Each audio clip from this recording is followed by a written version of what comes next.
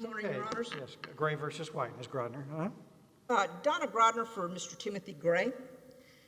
And Your Honors, I don't know whether it's appropriate to adopt arguments that have been made in principle already on the record. Of course, Ms. Babin was here from the state and heard everything that was said, so I think that it would be fine for you to do that. But if you want to reemphasize anything, that's up to you also. Thank you, Your Honors. What I would like to do is adopt the arguments that I've already made in Santos. And with regard to the Gray case, I know that we've extensively briefed that on the disciplinary.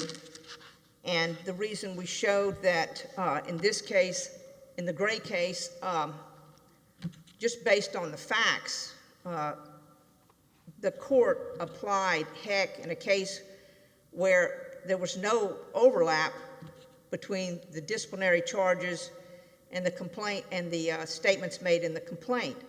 So it's the slippery slope that we're, I guess, skiing on or sliding on.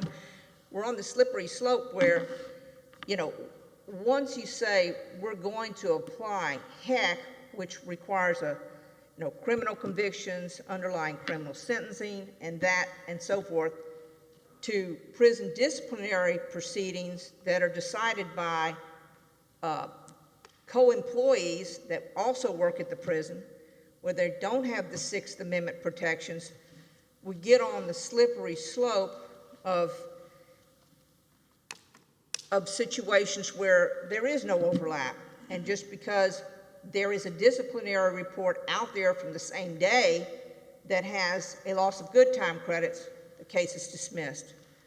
So we really, if we follow Muhammad, and if we cut and paste Section 4 of the Bourne decision into this decision, and we don't reach to the qualified immunity section of Bourne, we shouldn't be making these analyses. We shouldn't be making these Fourth Amendment analysis as though we're dealing with an arrest with Sixth Amendment protections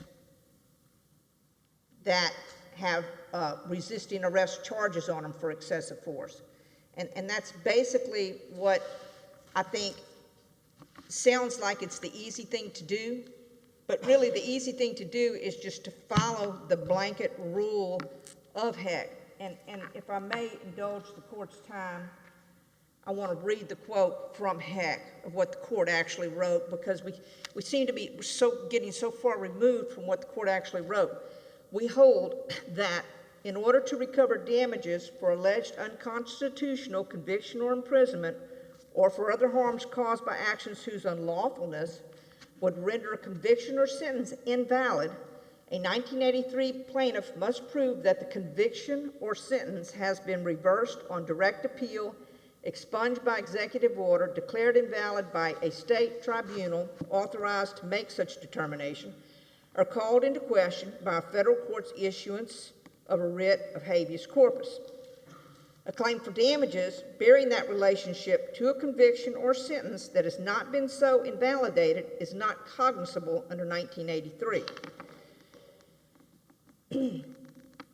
So just to emphasize that, a claim for damages bearing that relationship to a conviction or sentence that has not been so invalidated is not cognizable under 1983. So that's not where we are here, because these cases do not challenge the loss of good time credits. They don't challenge the hearing. They won't, a favorable jury verdict does not restore the loss of good time credits.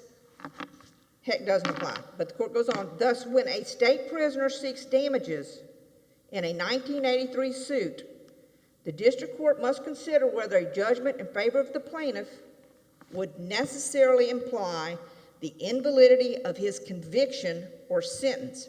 If it would, the complaint must be dismissed unless the plaintiff can demonstrate that the conviction or sentence has already been invalidated. As we well know, prison disciplinary proceedings do not lead to a conviction. So and in this case, there's no challenge to any loss of good time credits. But if the district court determines that the plaintiff's action, if successful, will not demonstrate the invalidity of any outstanding criminal judgment against the plaintiff, that action should be allowed to proceed in the absence of some other bar to the suit. So that's the law. And then if we look at Bourne, I've read what Judge Stewart wrote in the IFP on the Castro case, and if we just look at Bourne, the section that I'm asking Your Honors to that Your Honors wrote, both got two judges on that panel here. The court says, a plaintiff asserting a 1983 claim may not recover damages for alleged unconstitutional conviction or imprisonment or for other harms caused by actions whose unlawfulness would render a conviction or sentence invalid unless he proves that the conviction or sentence has been reversed on direct appeal, expunged by executive order, declared invalid by a state tribunal authorized to make such determination, or called into question by a federal court's issuance of a writ of habeas corpus. Cite Heck. Heck's principle extends to disciplinary convictions. Heck, however, is not implicated by a prisoner's challenge that threatens no consequence for his underlying conviction or the duration of his sentence. That's the rule. It should be applied to this case. It comes from the same rules in Muhammad, Supreme Court case, the Heck case. Bourne contends that Heck has no bearing in this case because he has no interest in good time credits because of his incarceration for an aggravated charge. Liberally construing Bourne's appellate contentions and reviewing the question of law de novo, United States versus Martinez, Fifth Circuit case, we determined that Heck and its progeny do not bar Bourne's excessive force claims. Bourne was convicted of tampering with his cell door and creating a disturbance in connection with the use of force, resulting in a forfeiture of 30 days good time credit. The district court determined that Heck bars the excessive force claims because, quote, if true, they would implicate the invalidity of its disciplinary conviction for creating the disturbance that resulted in the use of force. Quote, end quote. That's what the district court had written. This court said, to the contrary, Bourne's 1983 excessive force claims implicate neither the validity of his underlying conviction nor the duration of his sentence. That's an easy inquiry for district courts to follow. Is there a challenge to the good time credits? No. Will he receive a return of good time credits? No. That's easy, and that's the law, and that's what should be applied in these cases. Then the court goes on. Bourne's underlying conviction is for aggravated assault with a deadly weapon. A finding of excessive force here would have no bearing on that conviction, nor would it negate his disciplinary conviction, potentially affecting the duration of his sentence by restoring his good time credits. Bourne was disciplined for so forth and so on. But this course, this court, we are asking, and the court concludes all the way down to, a ruling in Bourne's favor on his excessive force claim would not affect his underlying conviction, his disciplinary conviction, or the duration of his sentence. Accordingly, Heck and its progeny do not bar Bourne's excessive force claim. We're just asking, we're just asking for this same ruling to apply in all of these cases. There's no other inquiry, and there's no basis to hold a prison disciplinary proceeding to the same status as a Sixth Amendment criminal proceeding with all the due process that comes along with the Sixth Amendment. Thank you for indulging my reading to the court. I'm sure that's okay. It worked out fine, Ms. Grodner. Thank you, Your Honor. And you've saved time for rebuttal. Ms. Babin?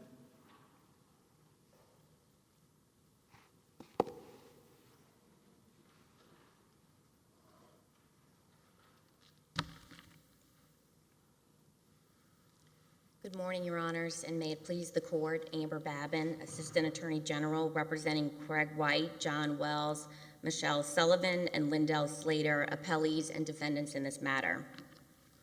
We're asking this Court to affirm the lower court's ruling finding that Mr. Gray's first two claims of excessive force regarding the alleged beating in his cell during transport to the showers, as well as the use of the chemical agent in the shower, were barred under Heck v. Humphrey. As to the third claim regarding transport, the district court properly found that Mr. Gray failed to exhaust his administrative remedies.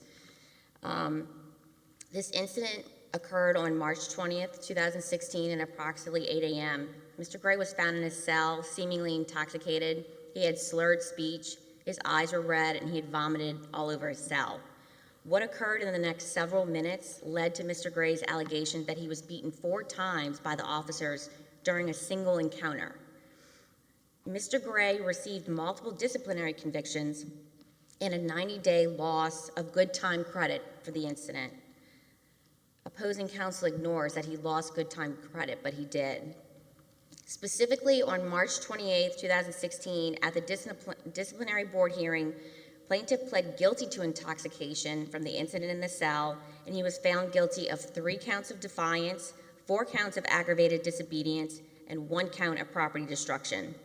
He was issued disciplinary sanctions, including the loss of the phone and canteen privileges, 10 days in isolation, and he forfeited 90 days of good time credit. Okay, so since there seems to be a dispute about the record on the good time credits, can you direct us to where we will go to find that, and then I'll ask Ms. Grodner on rebuttal to tell us where in the record. It's in the disciplinary report. It's an aggravated I'm sorry, Your Honor, I don't have the page number, but it's an aggravated disobedience and defiant disciplinary report that was authored by one of the officers that says that he lost 90 days of good time. And it's in this record? Yes, Your Honor. The district court correctly noted that to evaluate Mr. Gray's claims of excessive force as to the alleged beatings in the cell and during transport to the shower and in the shower, the court would be required to evaluate the need for the force used by reconsidering the disciplinary board's findings that Mr. Gray was intoxicated and that he was engaged in aggravated disobedience, defiance, and property destruction. The court noted in its ruling denying the motion for new trial that it looked to the totality of Mr. Gray's conduct.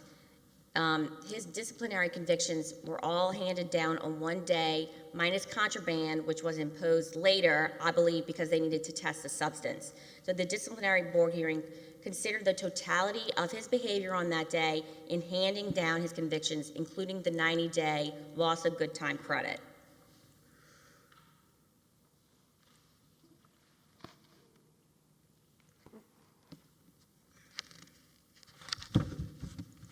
So, as I mentioned, the district court treated this as one incident, from the cell, transport to the shower, and in the shower, and the record supports this.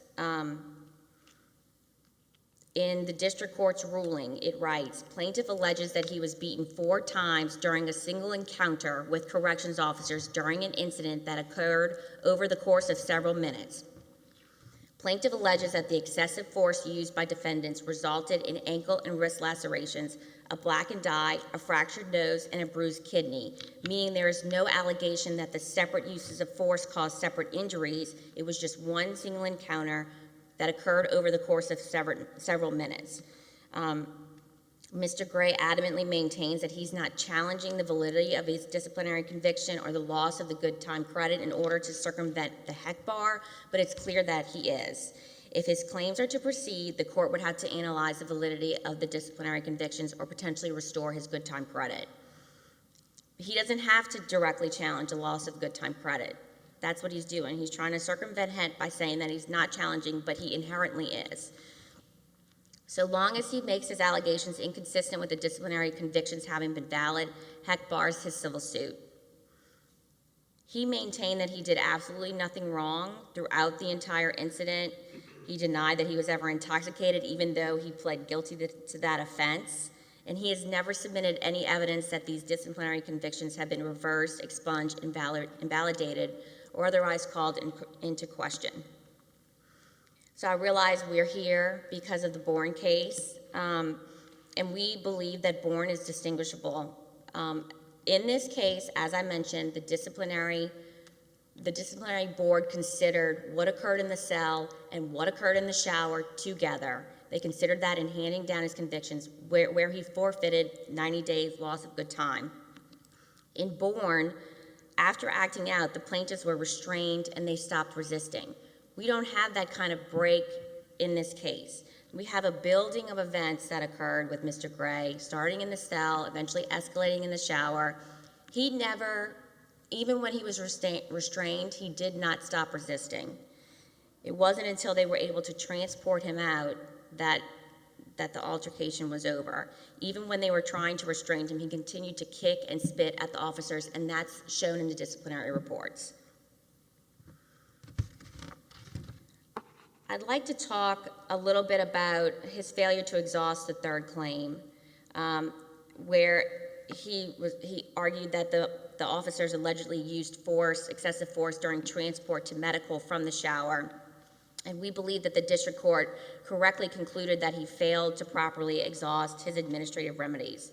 So in order to find whether or not that occurred, we have to look to the grievance procedures applicable to Hunt Correctional Center, which is set forth in the Louisiana Administrative Code at Title 22, Part 1, Section 325. Review of these provisions tell us that Mr. Gray was required to present as many facts as possible to answer the questions who, what, when, where, and how concerning the incident.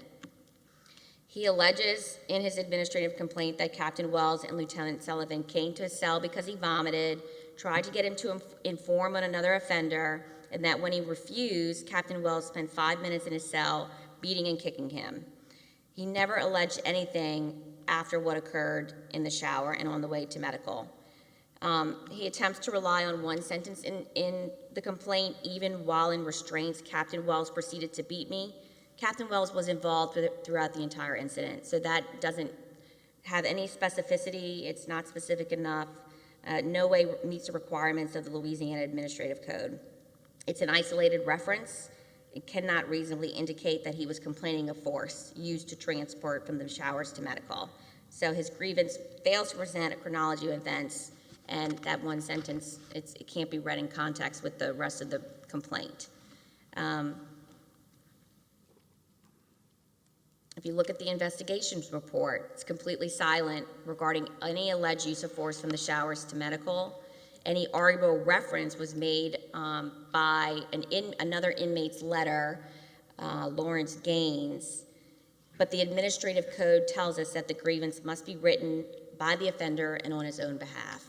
So Mr. Gaines's letter complaining about an alleged beating in no way exhausts his administrative remedies. It doesn't count for him.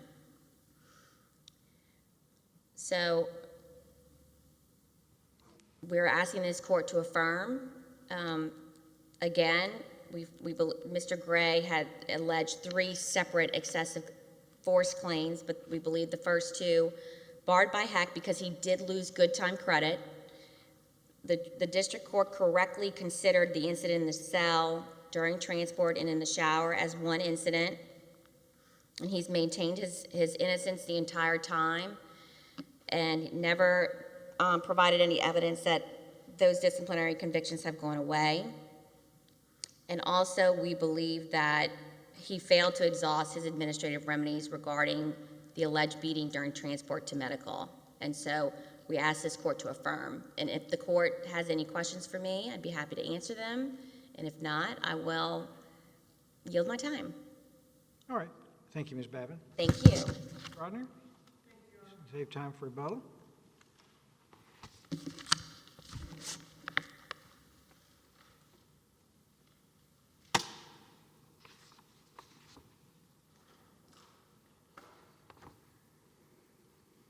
Your Honors, Judge Smith, I believe you asked what is the record cite for the 90 days? Yes. And I've got ROA 536, and that is that particular incident, that particular write-up is for resisting and disobeying direct verbal orders, stop resisting, comply with my orders by continuing to resist while he was in the Beaver 5 shower. So this incident, and I think I pointed out in my brief that there was, our complaint does not claim a beating took place in this shower. It did claim a beating taking place in one of the showers, but I believe it was the Beaver 2 shower. So we pointed out in our brief there was no overlap between this particular write-up and the incidents that took place. Now, the state defendants would like to say that, well, these are 3 separate cases. They're 3 separate distinct claims. They're not. They're one incident. It's a continuous beating. Once a force starts until it ends. It's continuous. It's ongoing. Under the rules affecting the ARPs at these prisons, they're not written for, you know, law students to apply. They're written for people a lot of times with little high school education to follow. All they're required to do is put the officials on notice, time, place, incident, person. They are not required by any hyper-technical rulings to list each and every punch, kick, the ones that happened on the walk. Well, you didn't list the ones that happened when you turned the corner. Well, you didn't list the ones that happened when you got into the shower. They don't have to list each and every punch and kick and each and every place where they were punched and kicked, particularly in cases such as this one where the inmate claims he was unconscious during part of it. All they have to do is put them on fair, reasonable notice so that they can conduct their investigation and respond to the ARP, and certainly the ARP in this case does that. So the ARP that was filed by Mr. Timothy Gray was sufficient to put these correctional officers and administration on notice of an incident, of a beating that happened, started in Beaver 5 and went to Beaver 2. And he was taken to medical afterwards, and he does claim that. With regard to saying that Bourne is distinguishable, I mean, we've got to go back to what's the core law here, and is this court going to treat disciplinary write-ups as though they're criminal convictions when they don't affect, this lawsuit doesn't challenge any loss of good time credits. A favorable jury verdict will not restore any good time credits. He couldn't possibly go to court on a habeas corpus on this case as an avenue of relief, which is the opposite of 1983. This is a 1983 damage case. It doesn't implicate, there's no heck implications here because there's no effect on the sentence, his underlying conviction, or any time that he's going to serve. Because if we reach a jury verdict, win or lose, we're not getting any time restored, no matter when the time was lost. So the inquiry and doing a Fourth Amendment inquiry as though this is a resisting arrest case is simply inappropriate without there being really criminal charges. And if there were criminal charges against Mr. Timothy Gray, well, you injured an officer or you committed some sort of battery or assault, that would be something that would be heard by the criminal courts, and there would be a disposition, case dismissed, guilty, not guilty, what have you. And he would have his Sixth Amendment protections of right of confrontation, the right to have counsel. In these disciplinary proceedings, all they do is go by the credibility of the officers. Well, there's 5 officers and they have more credibility than you. You're guilty. So I'd ask this court to reevaluate any inclination the court may possibly have to elevating criminal disciplinary proceedings in a garden variety 1983 case as a bar to proceeding in those cases. Thank you, Your Honors. Thank you, Ms. Grodner. Cases are under submission, and the court is